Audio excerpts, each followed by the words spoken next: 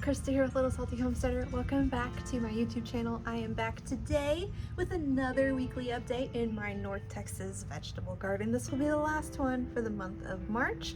So let's go see what is going on this rainy Friday. All right, we are starting things where we usually do over here in the tomato patch. And like I said, it has been raining all day long. It actually started raining last night. So this is my first time out into the garden today. So everything that I point out, it will be just like the first time that I'm seeing it basically. So over here, this bed has the determinate tomatoes along the back. And then we have some hot peppers along the front. Obviously, we have onions down the middle. These are looking really, really good. We have lots of companion plants planted here throughout. Some weeds sprouting, a ton of volunteer basil. I'm sure I'm going to be thinning that out quite a bit. All of this that volunteered here, with the exception of that one, most of this is going to be Thai basil. I'm not really sure which one that one is, but it's cute. So it's kind of all over this bed. Once you grow basil and you let it go to seed, you're gonna have basil for life, I'm pretty sure. So really exciting. You can see that I added some solar lights into these beds. They look really cute. Whenever the wind blows, they kind of flop around and stuff. So I did transplant in some chervil into this bed. So that should start growing as well. The oregano is looking really good. I'll actually harvest some of that a little bit later for tonight's pizza. So one issue that I am seeing is with the radishes. They're looking pretty gnawed up, and what I think is happening, and here's some proof, is the blasted roly-polies. Now this was a problem that I battled last year with young seedlings, was the roly-polies were just decimating them. There wasn't enough decomposing matter for them to thrive on, so they started eating living plants. And I think that's what's happening this year as well, at least with these young radishes. So I'm going to continue to keep an eye on it. Obviously, if they start nibbling the plants that I truly care about, then I'll need to throw some potatoes in here or something to try to get rid of them. But for now, just letting them do what roly-polies do. Over here in this bed has indeterminate slicer and paste tomatoes. It also has 2 micro dwarf tom tomatoes that I just transplanted in the day, what day did I transplant them in? Maybe Tuesday? It's rained a lot this week, so all my days are kind of running together. It was a day that I didn't get rained on, so yeah, maybe Tuesday. Other than that, hot peppers along here, onions down the middle, of course, lots of companion plants. You can see that the radishes down here really putting on a lot of growth. I mean, just in the last week, they've grown a ton.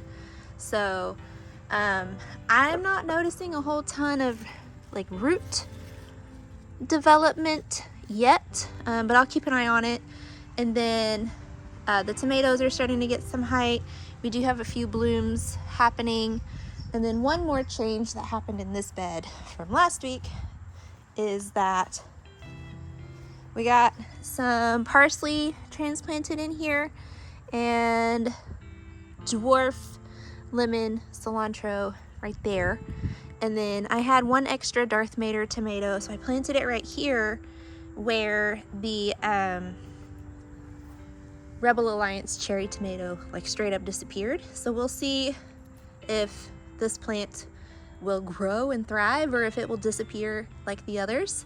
You can see some more volunteer basil in here. This one's Persian because that's what was growing right here. So happy to see that volunteer there. Everything is really starting to put on a ton of growth after all the rain that we've had this week, so that's really cool. I'm seeing blossoms or blooms starting to develop on the peppers. They're getting lots of leaf growth, nice rich green. They look really good. And then this bed is cherry tomatoes, tomatillos, eggplants, And bush beans, these are looking really good. The bush beans, they seem to have all germinated basically at the same time, and the leaves look really good. They were looking kind of sketchy, but I guess they grew out of whatever. Like, they looked kind of like this, but as they grew, they got more green. So I don't know. I'm not too concerned about them at this point. The cherry tomatoes starting to get blooms on them. They are tall enough that I can run the first line of Florida weave trellis down the bed. Well, I might wait a couple more days because we have a couple of stragglers that are growing a little bit slower. But mostly, we can run the first line of Florida weave trellis down the bed, start getting them supported and getting them trellised up.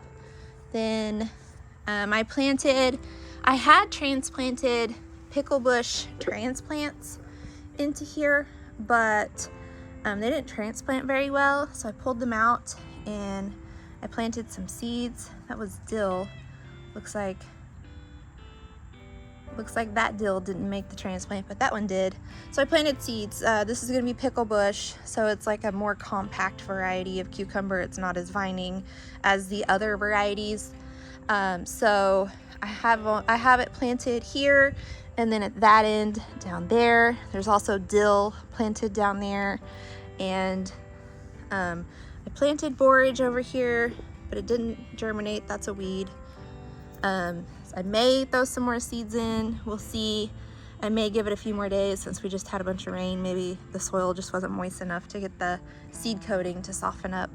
But overall, these beds are looking really good. I do still need to liquid fertilize the entire garden. I haven't done it yet, but the rain does have soluble nitrogen in it, which that's why the plants love rainwater so much. So I think I might be able to get away with it for another week or so before I need to throw some liquid fertilizer in.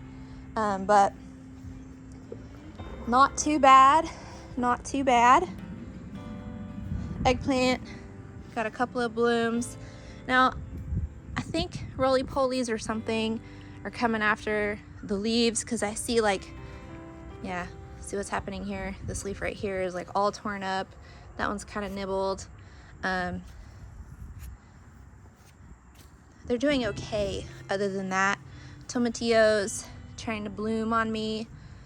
I'm not sure how productive it's going to be without this one blooming too. I don't know how that works. I know you have to have more than one in order to get, actual tomatillo development. So we'll see, but they look pretty good. They're growing, they're happy. All the companion plants are growing and happy, so I'm really happy with how this situation is looking for the moment. In just a few short weeks, it's really just gonna fill out and be wild and unruly and chaotic, and it's gonna be awesome, and I can't wait. All right, y'all. We put in some work. We put in some work this week, let me tell you. Okay, so the two beds were already extended, so they're 4 foot deep now. Last Friday, I filled them with compost, several bags. There's 24 bags of compost between the two, so 12 bags in each bed, and 2 other bags deposited throughout the rest of the garden. And then the trellis came in on Sunday, so Jake and Logan assembled it and got it installed for me just in time for Lily's Girl Scout meeting. All the girls came and got to take a tour of the garden, and it was so much fun, and they were such a delight, and they had the best questions learning about gardening, and they were all so interested, and it was just balm for my soul. But before the trellis got installed, the sweet peppers got transplanted with some of the companion plants, and you can kind of see I'm following a theme here between all of the other beds, very similar. And then this squash, what is this one? Green zebra zucchini got transplanted in. Then we have a couple of basil plants, and then this one is the camo squash. It's going to vine quite a bit. I think it's really going to take over these beds. We'll see. And then in the front corner here, I have partial eclipse planted. I also have icicle radish plant seeds sown all around all of the different squashes. And all along here, we have, let's see, dragon egg cucumber here, and then the butterfly pea flowers. Wow, I'm really having a hard time with words. Butterfly pea flowers, and then noodle beans, and then this is the hammy melon here. All of these were direct sown. The transplants on this side just did not work out, so I ended up just direct sowing seeds. They will climb up and over, and then very similar on the other side, but a couple of different things happening over there, which we'll talk about whenever we get over there. Back here, I cannot walk back there because, as you can see, there's water standing and it's really gross. So back here along the back side of the bed, there are four varieties of okra planted in this bed. There's three, full-size varieties, and then one dwarf size kind of in between the tall varieties and the squash here. There's also bush beans planted in all of the empty space here. So these beds will be full and chaotic and crazy before too long. Very excited about that. Let's see here. I'm trying to think. This is a calendula. The transplant was not the most successful thing in the world. I'm hoping it does have some new healthy leaf growth, so I'm hoping it will bounce back and be all right. But once that okra germinates, it should start growing pretty quickly, fill in that space pretty nicely. Right here we have sunflowers. There's 3 varieties. So there is a gentleman his name is Sunflower Steve, and he breeds sunflowers basically, and they're all like really marbled and mottled and variegated and multicolored and like just really artistic. So in the back of this quad, so like this area right here, I have his marl mix, M-A-R-L-E. Then I have Johnny's Darjeeling right here, and then I have Evening Sun in these 2 here. So that should give some like really rich color. These are going to be very deep red, very deep yellow, not your typical bright and shiny sunshine yellow sunflowers, although I do love those.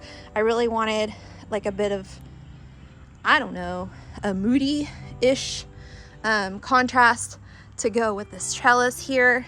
And this thing is giant. I'm gonna have to have a ladder if I need to harvest things up high. So we'll see. Moving on to this bed, it's mostly the same, except there's not pea flowers on this side, if I remember correctly. There is Hostinator pickling cucumber. There's the Kajari melon here, another dragon's egg cucumber. There is noodle beans planted. Malabar spinach, that's the other thing. So these are going to be really full, probably too full. We'll see. Maybe not full enough. We'll see what happens. But it's sort of like from here over is basically the reverse of the other bed, with sweet peppers and companion plants, different squashes, companion plants, okras, companion plants.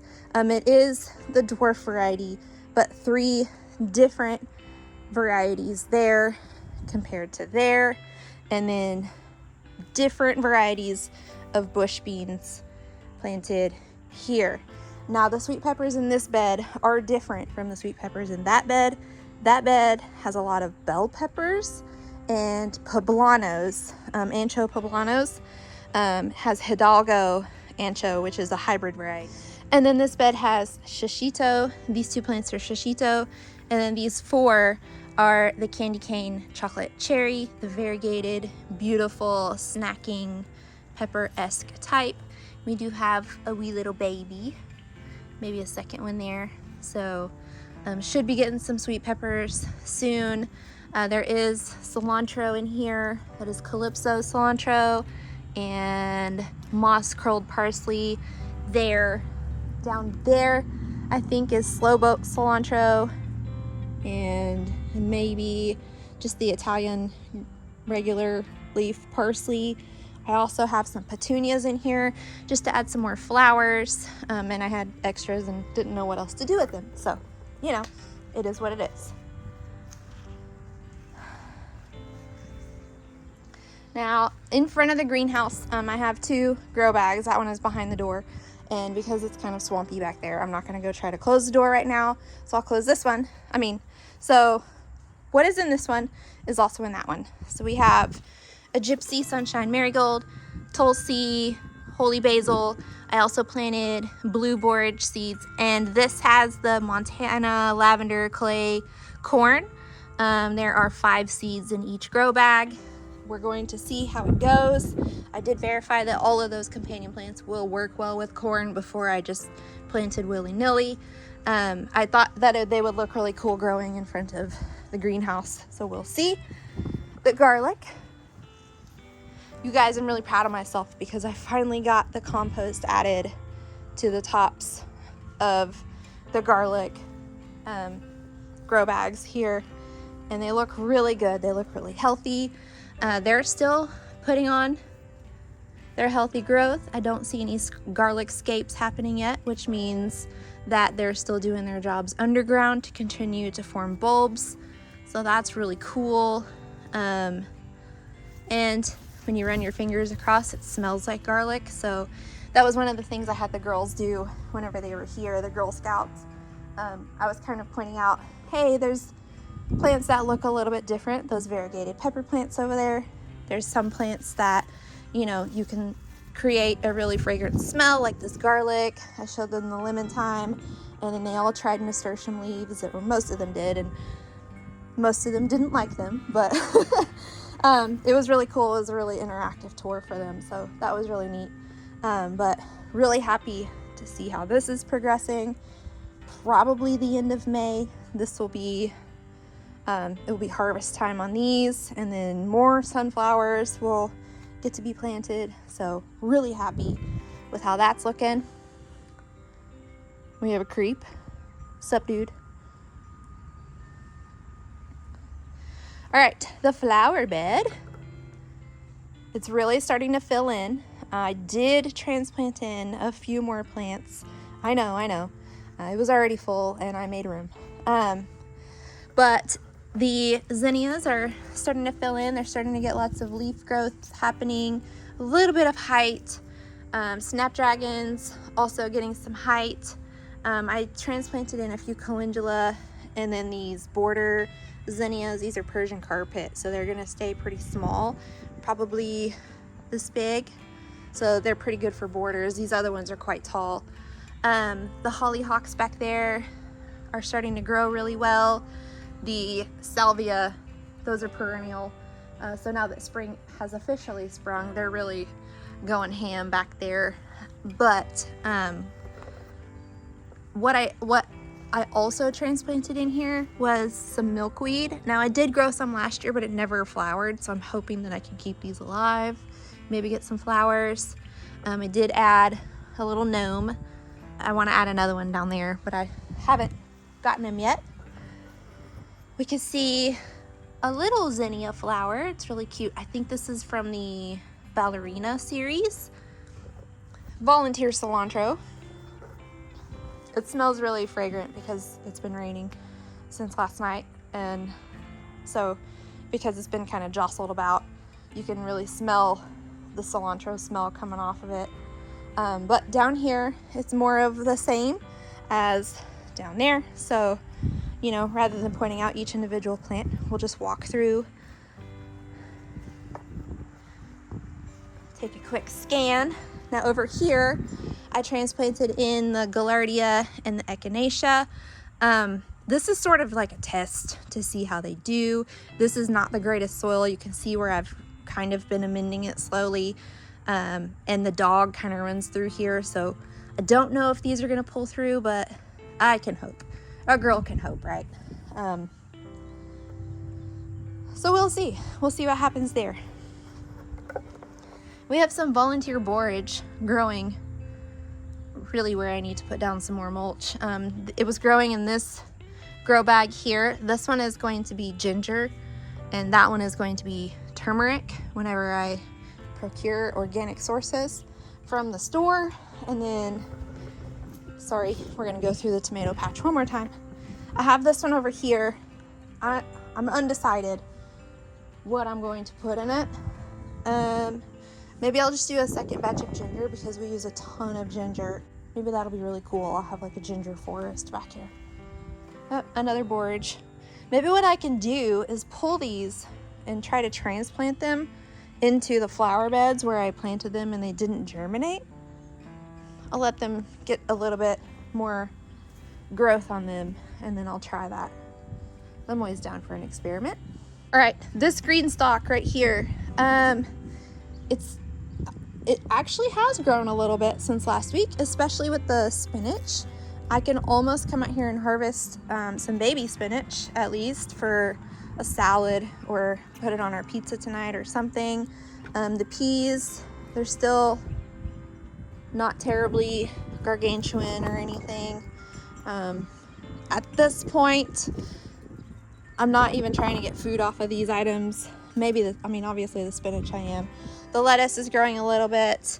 Maybe in a few weeks I can harvest a salad or two. I'm just kind of letting them go for now. I'm not trying to rush anything along. I don't need this green stalk for anything, because what was here last year after I harvested lettuce was bush beans, and I have bush beans in 3 different raised beds. So I think I'm okay to not put bush beans in here right now. So I'm just gonna let these things grow out, and then of course if they start to bolt, then I will remove them, cut them down, get rid of them. But for now I'm just gonna let them hang out and continue to grow. This nasturtium was just an extra that I had that didn't really have a home anywhere else. This was the one that the girls all sampled leaves from. I didn't want them to sample from out of the garden because I was purposely trying to grow those as companion plants and stuff. So they all got to try this one. And like I said, most of them did not like it. One girl came and asked if she could have a couple more leaves to take to her mom and sister, and I thought that was really cute. She was gonna prank them. So again, it was a very entertaining garden tour that the girls got to do. All right, over here, this is completely planted out now. Down here, I'm really proud of myself because I actually put thought into what was going in here instead of just winging it. So we have marigolds, petunias, and then we have those Persian carpet zinnias, and then a failed pea flower experiment, the butterfly pea flower. And then up here, we have petunia, the Persian carpet zinnia, and then this one is either purple ball basil or just red opal basil. It's the same thing in that one, just the basils are reversed, switched. One has one basil and the other has the other basil. But really cute. This is the Valentine petunia. It's a really pretty color. Pepper green stalk. I'm still calling it the pepper green stalk, even though it does have tomatoes at the top and then some eggplants at the bottom. But it still has a lot of peppers growing. Everything is looking really good. I finally got this little guy transplanted in, and I'm glad that I did because it's actually grown quite a bit since I moved it. Really weird. But this guy, this is the Micro Tom. I've been calling it the wrong thing all this time. Micro Tom dwarf tomato. And you can see it's got wee little babies. So we'll have some cherry tomatoes soon. Pretty exciting. And then this one also has some tomatoes. So pretty cool. Peppers are getting ready to bloom out. It's the early jalapeno. I probably could run a course of liquid fertilizer through this, but for now I'm really happy with how this is looking. Things are growing, things are progressing. The eggplants look nice and healthy. We have some blooms down here. Peppers are growing, starting to bloom. Tomatoes obviously are blooming, so looks pretty good. All right, strawberries. Let's talk strawberries because I'm so happy with the strawberries right now. You guys have no idea. All right, so a little bit of backstory on this. If you haven't been following me the entire time that I've had this green stalk, I got this as a Mother's Day present. Actually, I bought the green stalk for myself during their Mother's Day sale last year, and then Jake got me the strawberry plants to put in it as a Mother's Day present. Now, that's not typically the greatest time to plant strawberries in North Texas. Should have planted them prior to that, but I'm glad that I planted them when I did. I kept them alive throughout the summer. They grew, filled in the green stalk relatively nicely. You can see a few empty pockets here and there, but I overwintered the plants. They survived, they came back, they put on new growth, and now we're getting some strawberries, and that guy is starting to ripen. Oh my gosh, Lily's gonna lose her mind. There's like there's 3 strawberries just in that pocket. We have strawberries that are hanging down right here and here. There's 4 just right there, 5 plus blooms. So it's kind of looking like that on most of this. There's just blooms, or there's strawberries, or lots of healthy new growth. So we should be, look at here, we should be getting some fresh fruit out of the garden very soon. Very exciting. So my goal is to try to keep these strawberries alive over the summer again, through the winter, and then into next spring, because then we really should be getting lots of berries. Look at this. Look at that. That makes me so happy. That's so cool. And then the ones that are down here, we decided to leave for now. I told Jake that they were down here, and he's like, that's cool. So we're gonna see what kind of strawberries we could get from the ground compared to what comes out of the green stalk. And then we have a plant over here. We have 2 strawberry plants over here. And then this one is also giving us little baby strawberries. So yay for fruit. Lime tree is really filling in. I know it looks kind of scraggly on the camera, but you really should have seen it a week ago. It's really filling in, and then it's gonna bloom out soon. I saw some little, so we have 1, 2, at least 3 blooms. It probably will get more as more leaves tend to grow in and stuff. But compared to how this looked a week ago, I'm very happy with how it's looking right now. And I'm excited to see how many limes we get off of it this year. I got 3 last year, which I was very happy about. Okay, so right here, in here I planted some bronze fennel by seed, not transplant. I planted it the same day that I planted a bunch of other seeds, so I figure everything will kind of start popping up around the same time, especially since it's been raining so much. But moving on to this herb green stalk, it's looking really good. This lavender is about to bloom out, so that's really exciting. The baby plants are starting to put on some good growth, except for this catnip. It's kind of struggling a little bit.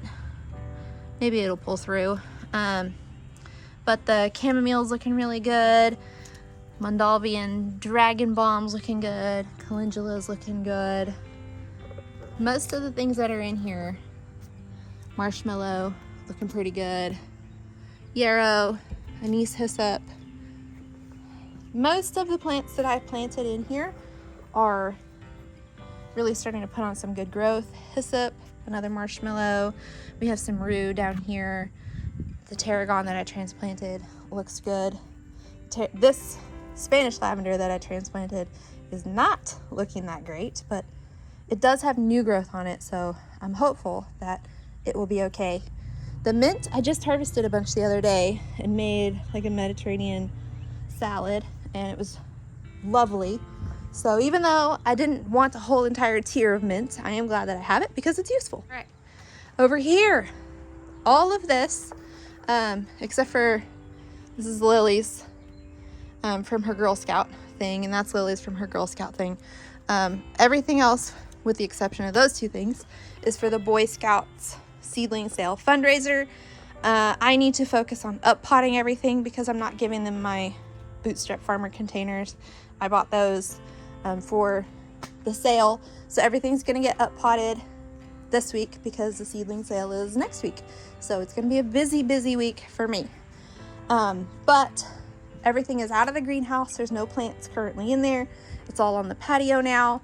I actually need to move them off of the shelves and let them all get sunshine because as it is right now, all of these in the front are so tall that the ones in the back aren't getting any sun. So I kind of need to even that out a little bit. All right, over here, these are perennials. So in these buckets, this is an oak leaf hydrangea, and then this is a hardy hibiscus. I'm actually going to be transplanting these into my front flower beds. There's one corner that stays relatively shaded, and the oak leaf hydrangea will go there.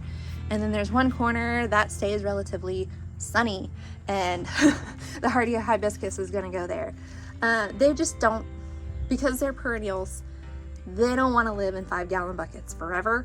And I think they'll be happier up there. They'll have more room to expand their roots and grow and be healthy. And I know that this guy is out of room completely. So that's on the to-do list for this weekend. Maybe I'll get to it on Sunday, but that is the current plan unless I come up with something better. And then in here, there is some petunias and then some calendula. As we transition into the summer, then I'll put some more heat tolerant things in here. I have some like dwarf sunflowers that I may just direct sow in here and then have like a little sunflower pot up here. We'll just have to see. But that is the update for this rainy Friday. The entire garden is planted. It feels really good. Of course, there will be different succession plantings of things as other items come out of the garden. As those cucumbers fizzle out, I'll have to figure out something to take their place.